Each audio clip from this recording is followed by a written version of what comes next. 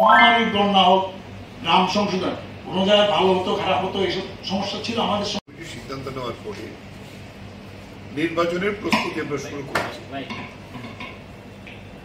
নির্বাচনের প্রস্তুতি আমরা শুরু করেছি।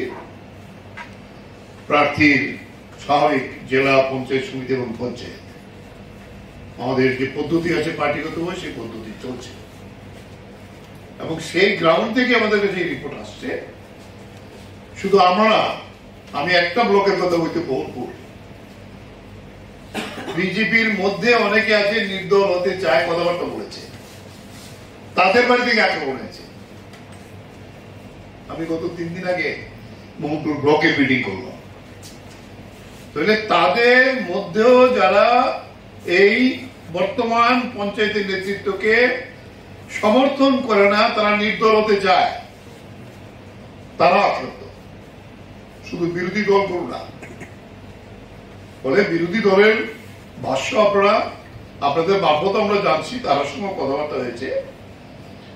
এখানে কোনো পরিবেশ নেই। লোকসভা নির্বাচনে আমরা দেখলাম পশ্চিম আসনে কি ভোট হয়েছে, 25 ভাগের উপরে যারা বিরোধী সমর্থক ভোটার ভোট দিতেই পারবে। কতগুলি কনস্টিটিউয়েন্সি আছে, আর এটা তো পঞ্চায়েতের নির্বাচন। সেই জায়গাতে দাঁড়িয়ে এখন ইলেকশন কমিশন ঠিক করবে। আইন করা কঠিন না, আমরা বলেছি। যদি অনলাইনে আপনার অসুবিধা হয় তাহলে ডিএম অফিসে বিডিওদের বসিয়ে দেন, আরোর কাছে দিতে হবে তো, আমরা সেখানে দেব। কিন্তু ব্লক অফিসে এই নিরাপত্তা পুলিশ নিজেরা বলছে আপনারা আসবেন না, আসলে আপনাদের রক্ষা করতে পারবো না। জিরানিয়াতে তাই ঘটেছে, বক্সনগরে তাই ঘটেছে। এই জায়গায় দাঁড়িয়ে এই গণতান্ত্রিক পদ্ধতি, কিন্তু তারা নাকি বলছে সাংবাদিক সম্মেলন করে আমরা 100 ভাগ জিতবো শাসক দল। তাহলে আগের থেকে ডিক্লেয়ার। গত 19-এর নির্বাচনে 90% আমরা দিতে পারি নাই। যে কয়টা ব্লকে দিয়েছিলাম, গৌরনগর, কদমতলা, আমাদের প্রার্থী তো জয়লাভ করেছে। অনেক পঞ্চায়েতের থেকে যেখানে ভোট হয়েছে। তাহলে মানুষ এই পঞ্চায়েত ব্যবস্থা যেটা চলছে আজকে, একেবারে সবচেয়ে বড় দুর্নীতি রাখা। লক্ষ লক্ষ কোটি টাকা সেখানে নয়ছয় হচ্ছে। কাজ না করে এগার পেমেন্ট দিতে হয়েছে, দেয়নি বলে জিআরএস কে বেঁধে রেখেছে। আপনারাই বিভিন্ন খবর করেছেন।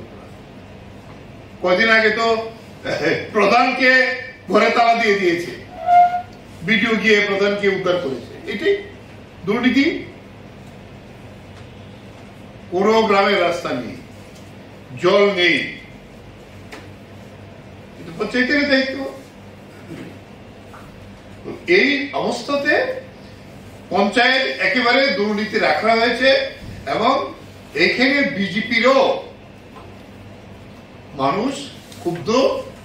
যদি অবাধে নির্বাচন হয়, পঞ্চায়েত নির্বাচনে ওদের ভরাটি অভাবে নিশ্চিত, তাই তারা ভোট করবে না, এটাই তাদের কথা। তাই আমরা বলছি এই ভোট যাতে হয়, আমরা যাতে অংশগ্রহণ করতে পারি তার ব্যবস্থা করব।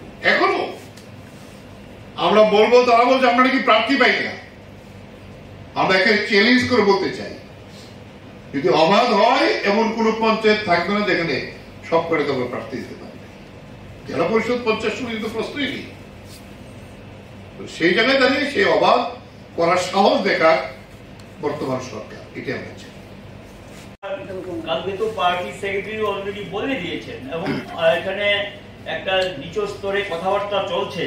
কারণ এই ইলেকশনটা কিন্তু লর্ড ইলেকশন, পঞ্চায়েত স্তর, পঞ্চায়েত সমিতি, জেলা, এবং সেখানে বিভাগীয় স্তরে আলোচনা চলছে এবং কোথাও কোথাও সেখানে সিট অ্যাডজাস্টমেন্টের সুযোগ থাকবে। নিশ্চয়ই আমরা সেখানে সিট অ্যাডজাস্টমেন্ট করার জন্য আমরা চেষ্টা করব।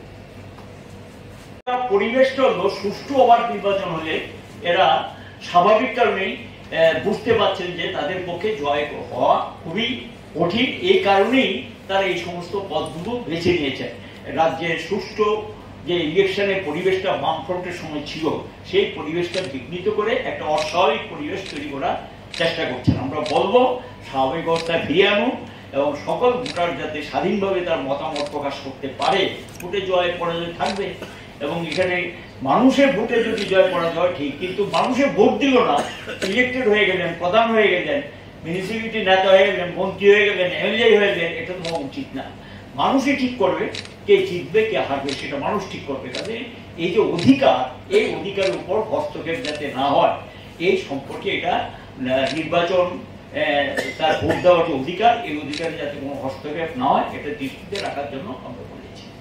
বাবু আছেন, নতুন বাবু আছেন, কারা তিনজন গেছেন না অন্য আরো আমরা তিনজন, আমি মানিক দে, আমরা তিনজন গিয়েছিলাম পার্টির রাজ্য কমিটির পক্ষ থেকে। আমরা গিয়ে আমাদের পার্টির রাজ্য কমিটির পক্ষে এই প্রস্তাবগুলো আমরা পেশ করেছি।